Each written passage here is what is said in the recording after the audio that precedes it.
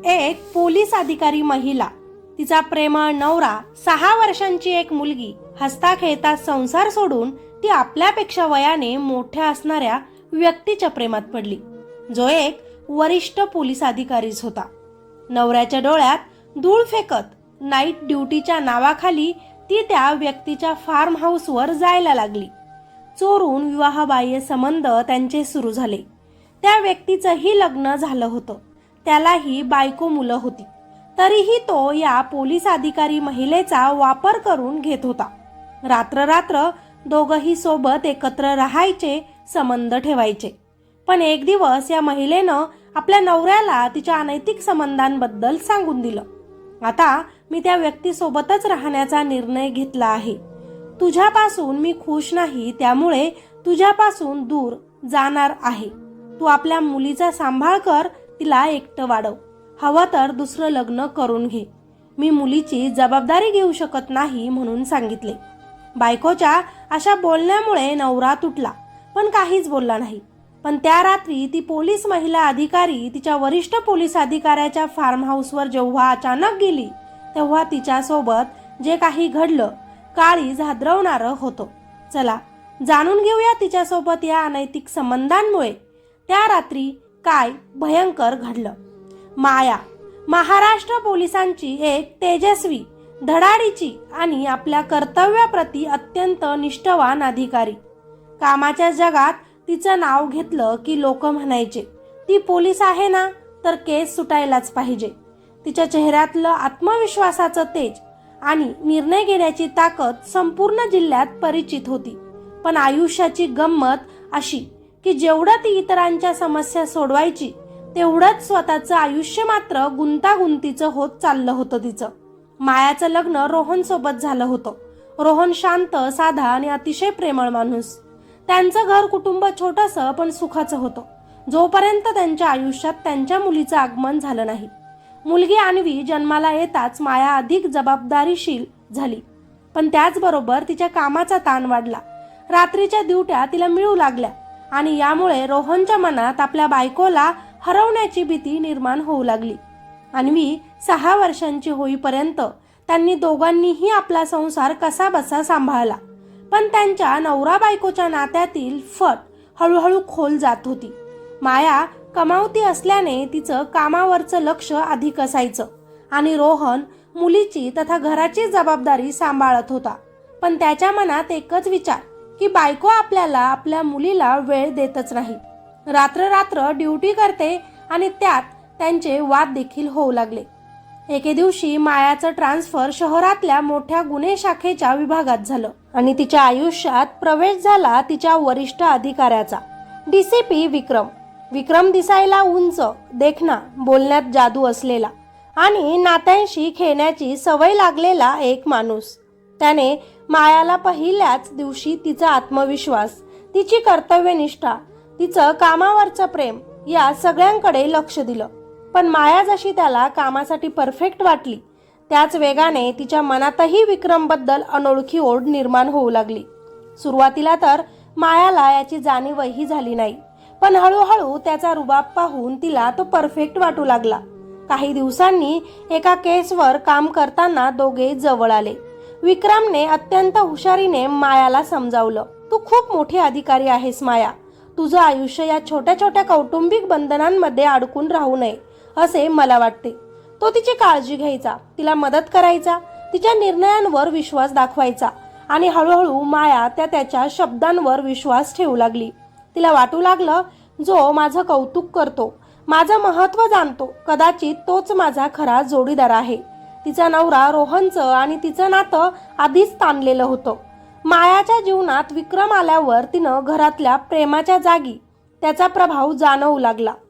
रोहनला काहीतरी चूक असल्याचं जाणवलं होतं, पण त्यानं कधी तिला थांबवण्याचा प्रयत्न केला नाही. तो फक्त म्हणायचा, तू आनंदी राहिली पाहिजेस माया, फक्त कधी काही चुकीचं करू नकोस. पण माया तर विवाहबाह्य संबंधांमध्ये आधीच अडकली होती.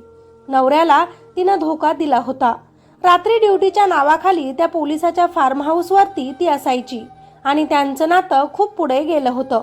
एके दिवशी ती आपल्या नवऱ्याला सांगून नाईट ड्युटीवर गेली, पण प्रत्यक्षात तिची ड्युटी नव्हतीच हे तिच्या नवऱ्याला बाहेरून समजले आणि कुठेतरी चुकीचं घडतंय त्याला जाणीव झाली.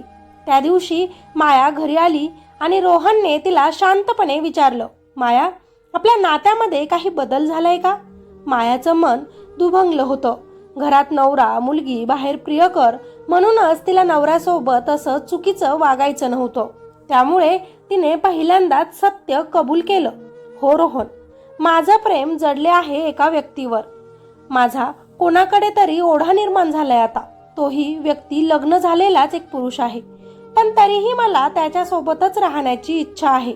मला वाटतं मी यापुढे आपल्या या नात्यात राहू शकत नाही. आपण सेपरेट राहू. बायकोचे बोलणे ऐकून रोहनचं हृदय तुटलं, पण तो ओरडला नाही, भांडला नाही. फक्त त्याने हळूच विचारलं, मग आपली मुलगी अन्वीचं काय?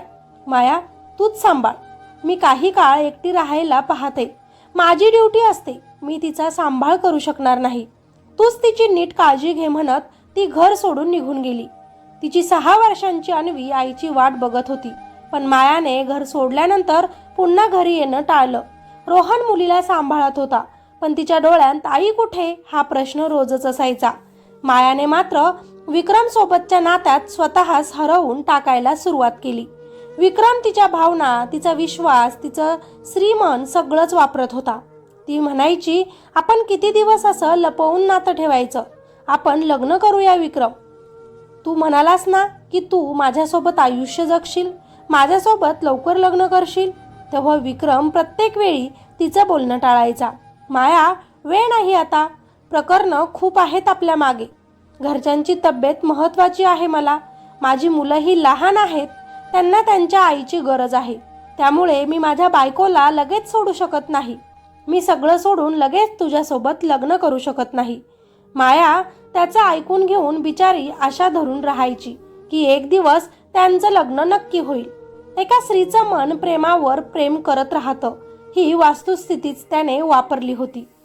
तिच्यासोबत लिव्हिंगमध्ये तो फार्म हाऊसवर तर राहायचा, संबंध बनवायचा, तिचा वापरही करून घ्यायचा, पण बायको म्हणून त्याला ती नको होती. पण दिवसागणिक ती त्याला लग्नाविषयी विचारू लागली होती. तिचा निर्धार वाढत गेला आणि म्हणूनच विक्रमला भीती वाटू लागली, कारण त्याला फक्त अनैतिकच त्यांचं नातं हवं होतं. आनंद, फायदा, ताबा, पण तिची जबाबदारी त्याला बायको म्हणून घ्यायची नव्हती. एके दिवशी मायाने ठामपणे त्याला सांगितलं, मी आता थांबणार नाही विक्रम. तू तुझ्या बायकोला सांग, जसं मी माझ्या नवऱ्याला सांगितलं, आणि त्याला सोडून मी तुझ्यासोबत राहू लागले. एकतर तू सांग, नाहीतर मी स्वतःच तुझ्या बायकोला आपल्या विवाहबाह्य संबंधांबद्दल सांगेन. विक्रम तिच्या धमकीला घाबरला आणि त्या रात्री विक्रमने ठरवलं, ही मुलगी आता माझ्या कामाची राहिली नाही. ती आपल्या बायकोसोबत आपले संबंध खराब करू शकते. माझा संसार तुटू शकतो. म्हणून एक दिवस त्याने मायाला फोन केला. आवाज अगदी शांत, खूप काळजी दाखवणारा. माया, आज मला फार एकटेपणा जाणवतोय. फार्म हाऊसवर ये ना जरा, थोडं बोलू. आपण दोघंच आपल्या भविष्याचा विचार करू. मी तुला काही महत्त्वाचं सांगणार आहे. मायाला वाटलं आज कदाचित तो निर्णय घेईल त्यांच्या नात्याचा. तिच्यावर प्रेम करतो हे सिद्ध करेल. ती फुलासारखी अगदी आनंदाने त्याच्या फार्म हाऊसवर पोहोचली. रात्र दीर्घ होत गेली.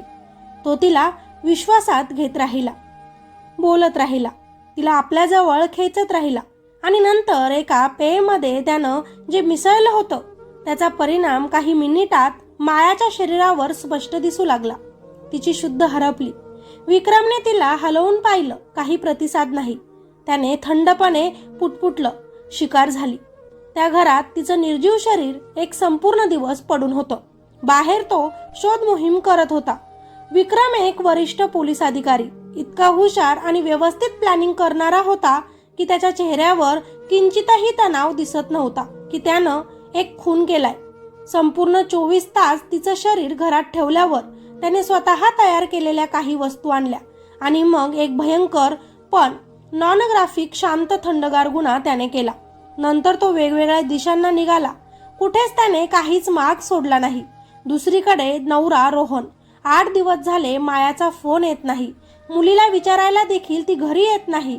कामावरून सुटली असली तरी मुलीला भेटायला घरी आली नाही. असं पहिल्यांदाच घडतंय म्हणून त्यानं तिच्या मैत्रिणींना फोन केला. मायाने काही सांगितलं का? ती कुठे बाहेर फिरायला गेली आहे का? तेव्हा उत्तर आलं, नाही रे रोहन. त्याने लगेच तिच्या माहेरी चौकशी केली. इथे तर ती कित्येक महिने झाले आलीच नाही. आता नवरा रोहनच्या मनात काळजीची धुंक दाटू लागलं आणि तो पोलीस ठाण्यात गेला. माझी बायको मिसिंग आहे. लगेचच तपास सुरू झाला. पहिल्या 2 दिवसात काही नाही. मग रोहनने स्वतः त्यांचं छोटं तपास काम सुरू केलं. ती कुठे जायची, कुणाला भेटायची, कुठे राहायची, शेवटचा फोन कोणी केला. त्याला अचानक विक्रमचा नंबर दिसला आणि त्याच्या मनात शंकेची ठिणगी पडली. रोहनने हे पोलिसांना सांगितलं. वरिष्ठ अधिकाऱ्यांनी आधी दुर्लक्षच केलं, कारण आरोपी स्वतः पोलीस दलातीलच मोठा अधिकारी होता.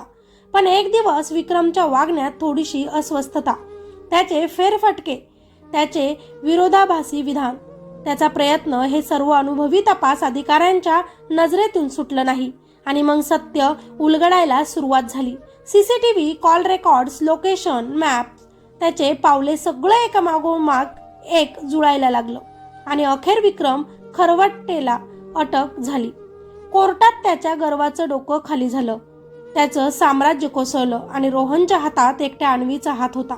अन्वी आज 12वीला आहे. ती हुशार आहे, समजदार आहे. लोक तिच्या आईबद्दल बोलतात, ती अनैतिक नात्यात होती म्हणूनच असं झालं. पण अन्वी म्हणते, माझी आई चूक करू शकते, पण ती चुकीचीच होती. पण तिनं मला जन्म दिलाय म्हणून ती माझी आई आहे. ती तिच्या भावनांमध्ये अडकली होती. चुकीच्या माणसावर विश्वास ठेवल्यामुळे तिचं आयुष्य आज नष्ट झालं. पण चुका म्हणजे पाप नाही. पाप म्हणजे कोणाच्या आयुष्याची खेळणं, जसं विक्रमने केलं. ती आईच्या फोटोसमोर उभी राहते आणि म्हणते, आई तू चुकलीस, पण तू माझी आई आहेस. मी तुला दोष देत नाही, कारण तू प्रेमावर विश्वास ठेवला होतास आणि प्रेम कधी कधी फसवतं. पण मी आयुष्यात कधीही कोणावर आंधळा विश्वास ठेवणार नाही आणि माझं आयुष्य तुझ्यासारखं होऊ देणार नाही. आणि ती मुलगी ही आईसारखंच एक पोलीस अधिकारी बनण्याचा निर्णय घेते, पण गुन्हेगार पकडण्यासाठी नाही, तर एक सत्य दडपलं जाऊ नये म्हणूनच. मित्र आणि मैत्रिणींनो, प्रेम चूक नसतं, पण चुकीच्या व्यक्तीवर विश्वास ठेवणं कधी कधी जीवावर येतं. आणि स्त्रीची चूक म्हणजे तिचं पाप नसतं, चुकीचा फायदा घेणारा पुरुषच गुन्हेगार असतो. कारण माणसाचं आयुष्य नात्यांनी विणलेलं असतं. विश्वास, आदर आणि जबाबदारी या 3 धाग्यांनी ते टिकून राहतं. पण जेव्हा क्षणिक आकर्षण, स्वार्थ किंवा चुकीचे निर्णय हे धागे तुटवतात, तेव्हा फक्त नातीच नाही तर संपूर्ण आयुष्य उद्ध्वस्त होतं. या कथेत ज्याप्रमाणे एका चुकीच्या पावलाने एक घर मोडलं, एक प्रेमळ पती आयुष्यभरासाठी एकटा झाला आणि एका निरागस मुलीच्या आयुष्यातून तिची आई कायमची निघून गेली, तशीच वास्तवातही अनेक घरं तुटतात, मोडतात, संसार उद्ध्वस्त होतात. अनैतिक संबंध कधीच प्रेम नसतं, ते एक न संपणारं अंधाराचं दार असतं. त्याचा शेवट नेहमीच दुःखात, ताटातुटीत किंवा गुन्ह्यातच होतो. कोणतेही नाते परिपूर्ण नसते, पण संवाद, संयम आणि परस्पर आदर असला तर कोणतीही अडचण सोडवता येते. मात्र चुकीच्या मार्गावर गेलेलं पाऊल कधी कधी फक्त एक आयुष्य नाही तर संपूर्ण पिढीचं भविष्यच बदलून टाकतं. मुलं कधी चुकीची नसतात, चुकीचे निर्णय मोठे घेतात. आई वडिलांनी केलेल्या पापांचा भार मुलांनाच वहावा लागतो.